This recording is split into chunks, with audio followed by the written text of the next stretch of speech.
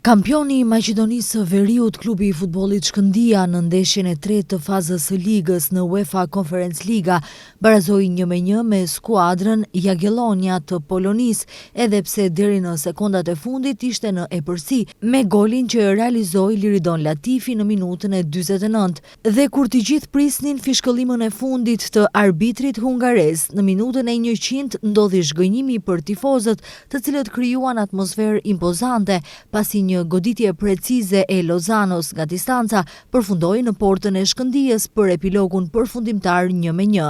Duhet të theksojmë se skuadra tetovare në këtë përballje u paraqit me shumë energji dhe vendosmëri, duke krijuar disa mundësi të mira në pjesën e parë.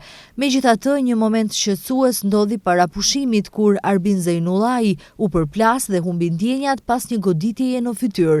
Fal ndërhyrjes së shpejtë të ekipit mjekësor, situata u stabilizua, por ai u detyrua të largohej nga loja duke u zëvendësuar me Krasniqin. Atmosfera që e krijuan tifozët vendas ishte impozante, por ra në sy sjellja e një grupi tifozësh nga Polonia, të cilët provokonin me thirrjet Kosova është Serbi. Pas përfundimit të ndeshjes në konferencën zyrtare me mediumet, trajneri Jeton Beqiri tha se ishin të pafat pasi barazimi ndodhi në sekondat e fundit. Në sekondat e fundit ndeshjes ishin pafat, një devijim që ndryshoi trajektorin e topit dhe pastaj portieri nuk mund të reagoj. Besoj dhe mendoj gjithmonë se duhet bëjmë diçka më mirë në fund, veçanërisht në aksionin e fundit, veçanërisht atëherë kur kundërshtari ishte me minutar më pak, por pas lodhjes edhe koncentrimi bie më shumë dhe normalisht ndodhen edhe gabime të tilla.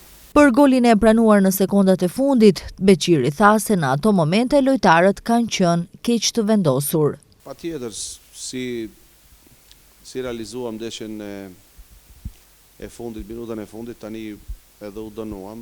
Unë besoj që nuk ishte çështje gëzimi nga futbollistët, ato ishin të motivuar për të marrë fitoren, por besoj që duhet bëj diçka më mirë aty në minutat e fundit dhe me sa shoh videon pas ndeshjes, kemi pas disa pozicione që kemi qenë keq të vendosur dhe ajo na dënojnë fakt.